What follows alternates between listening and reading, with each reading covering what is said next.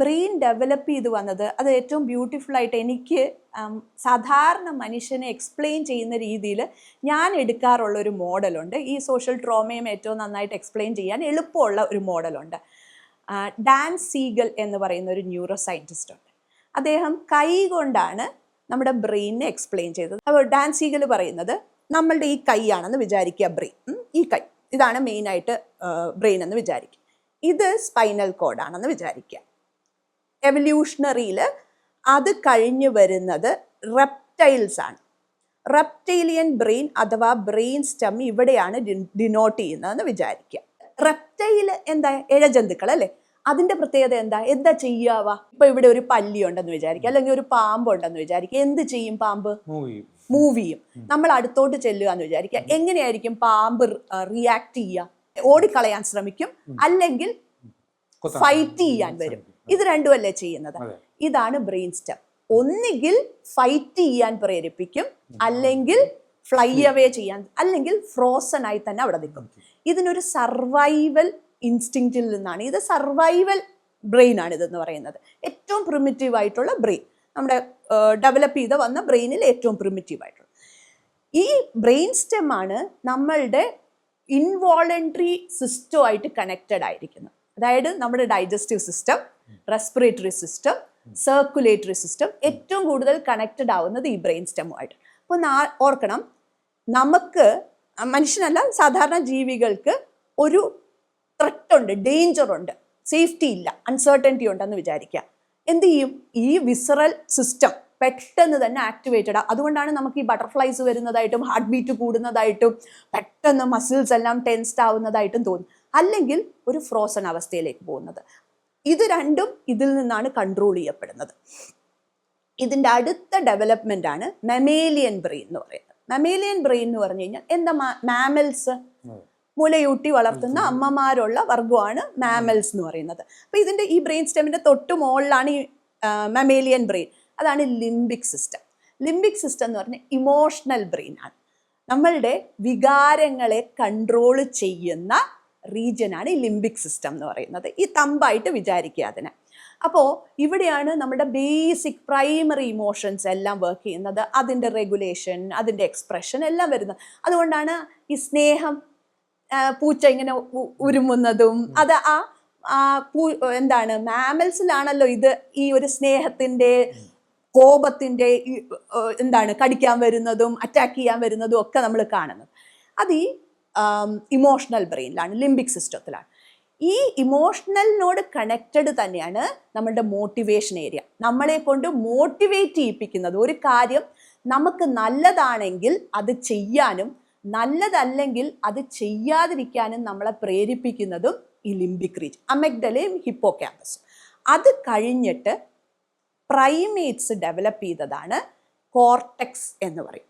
Cortex എന്ന് പറഞ്ഞു കഴിഞ്ഞാൽ നമ്മളുടെ സെൻസറി സിസ്റ്റത്തിൽ നിന്ന് കണ്ണ്, കാത്, മൂക്ക്, നാക്ക്, ത്വക്ക്, സ്കിൻ, ഇതിൽ നിന്ന് നമുക്ക് കിട്ടുന്ന ഇൻഫർമേഷൻ മൊത്തം ഇൻ്റഗ്രേറ്റ് ചെയ്യുന്നത് ഈ കോർട്ടെക്സ് ആണ്. പ്രൈമേറ്റ്സ്, ചിമ്പാൻസീസ്, എയ്പ്സ് ഇതെല്ലാം ഡെവലപ്പ് ചെയ്ത് വരും. ഇവിടുന്ന് പ്രൈമേറ്റ്സിൽ നിന്ന് ഹോമോസാപ്പിയൻസിന്, വൈസ്മാനിന് ഒരു വ്യത്യാസമുണ്ട്. ഈ ഒരു region which is our prefrontal cortex, ഈ ഭാഗം, ഈ പ്രീഫ്രണ്ടൽ കോർട്ടെക്സ് ആണ് ഏറ്റവും ഡെവലപ്പ് ചെയ്തിരിക്കുന്നത് മനുഷ്യനാണ്. അതെങ്ങനെയാണ് ഡെവലപ്പ് ചെയ്തു വന്നത്? സമൂഹവുമായി മല്ലടിച്ച് ഡെവലപ്പ് ചെയ്തു വന്നതാണ്. ഇവിടെ സർവൈവലാണ്, ഇവിടെ റീപ്രൊഡക്ഷനാണ് ആവശ്യകത. പക്ഷെ ഇവിടെയോ സമൂഹവുമായി മല്ലടിച്ച് മുന്നോട്ട് പോവുക, പ്രോഗ്രസ് ചെയ്യാൻ മനുഷ്യനെ സഹായിച്ചത് ഇൻ്റഗ്രേറ്റ് ചെയ്യാൻ, എൻവയോൺമെൻറ്റിനെ ഇൻ്റഗ്രേറ്റ് ചെയ്യാൻ.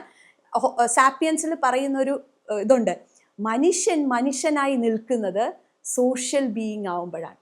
സോഷ്യലായി അന്ന് വരെയുള്ള ബാക്കി എല്ലാ ജീവികളിൽ നിന്ന് എത്രയോ താഴ്ന്നതാണ് മനുഷ്യൻ്റെ ശക്തി എന്ന് പറയുന്നത്. പക്ഷെ മനുഷ്യൻ എങ്ങനെ ഒന്നിച്ചു നിന്നത്?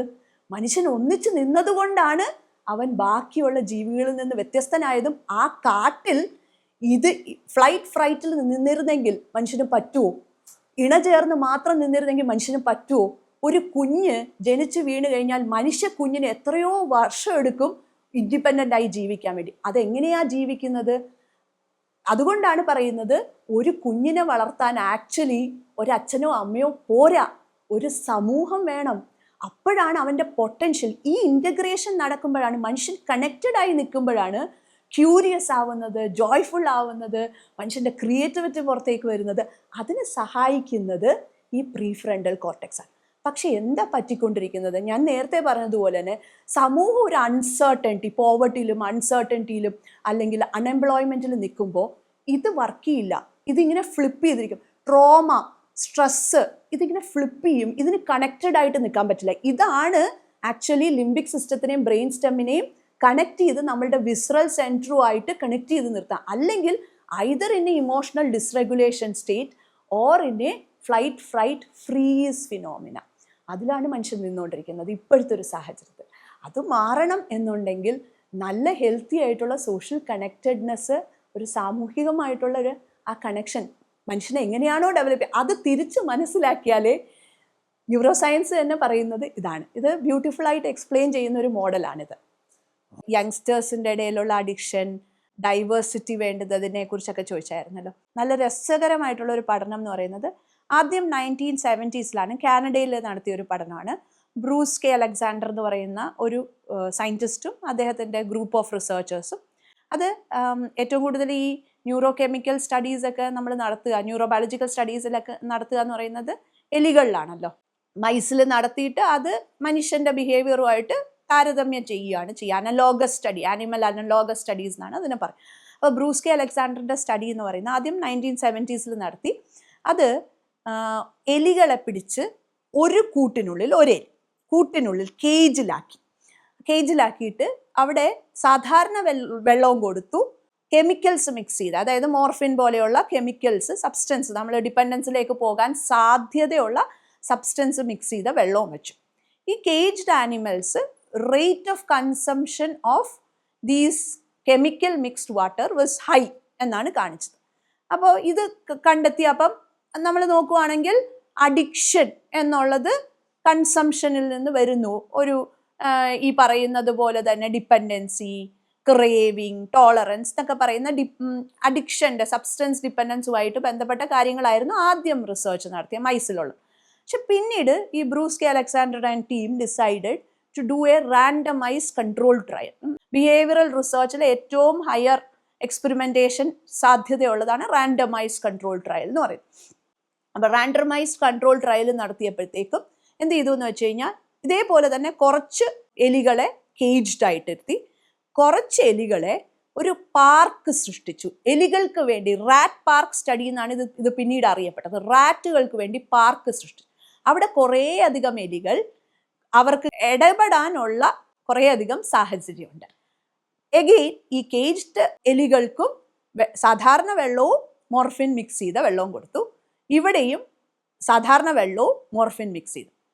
വളരെ രസകരമായി ബ്രൂസ് കെ അലക്സാണ്ടർ കണ്ടെത്തിയത് എന്ന് പറയുന്നത്, ഈ റാറ്റ് പാർക്കിലുള്ള എലികൾ അവർ തമ്മിൽ മേറ്റ് ചെയ്യുന്നു, റീപ്രൊഡക്ഷൻ നടത്തുന്നു, കളിക്കുന്നു, ഓടി നടക്കുന്നു, അത് എടുക്കും, പല കാര്യങ്ങളിൽ ചെയ്യുന്നു. അവരുടെ consumption of these chemicals were much lesser compared to the caged animals.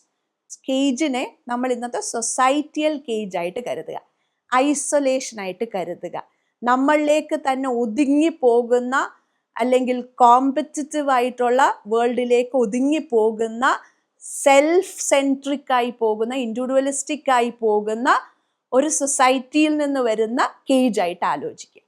ആ കേജിൽ സ്വാഭാവികമായി തന്നെ അഡിക്ഷൻസിലേക്ക് പോകാനുള്ള സാധ്യത കൂടുതൽ. അപ്പം ഈ സ്റ്റഡി തന്നെ നമ്മൾ നോക്കിക്കഴിഞ്ഞാൽ, അപ്പം മമേലിൻ്റെ കാര്യത്തിൽ ഇതാണെങ്കിൽ സോഷ്യൽ ബീയിങ് ആയിട്ടുള്ള ഹ്യൂമൻ ബീയിങ്ങിൻ്റെ കാര്യത്തിൽ എന്തായിരിക്കും?